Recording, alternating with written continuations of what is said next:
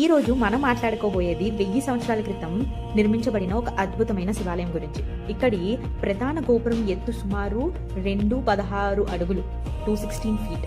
కానీ అసలు ఆశ్చర్యం ఏమిటంటే ఈ ఆలయ శిఖరం మీద ఉన్న ఒకే ఒక్క గ్రెనైట్ రాయి దాదాపు 80 టన్నుల బరువు ఉంటుందంట.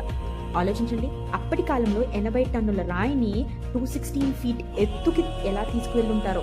ఆలయంలో శివుడు లింగ రూపంలో దర్శనమిస్తాడు. ఆ శివలింగం ఎత్తు సుమారు 29 అడుగులు. భారతదేశంలోనే ఇది ఒక అత్యంత భారీ శివలింగంగా చెప్తారు. ఇంకా ఒక విషయం, ఇక్కడ ఉన్న నంది విగ్రహం దాదాపు 25 టన్నుల బరువు ఉంటుంది. ఇదే తమిళనాడు తంజావూరులో ఉన్న బృహదీశ్వర టెంపుల్. మరింత ఆశ్చర్యమైన విషయం చెప్పనా, ఈ ఆలయం నిర్మాణంలో సిమెంట్ గాని ఇనుము గాని వాడలేదు.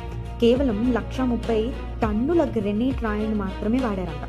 అప్పటి కాలంలో ఇంతటి విజ్ఞానం, ఇంతటి ఇంజనీరింగ్ ఎలా సాధ్యమైందో ఆలోచిస్తుంటేనే ఆశ్చర్యంగా ఉంది. ఇంకో రహస్యం వినాలా, ఇంత పెద్ద గోపురం ఉన్న మధ్యాహ్నం అయినా కూడా దీని మీద కింద పడదంటారు. మీరు ఎప్పుడైనా ఈ ఆలయాన్ని సందర్శించారా? ఈ విషయం గమనించారా? For more videos please do like, share, subscribe to Beyond Science. Bye bye.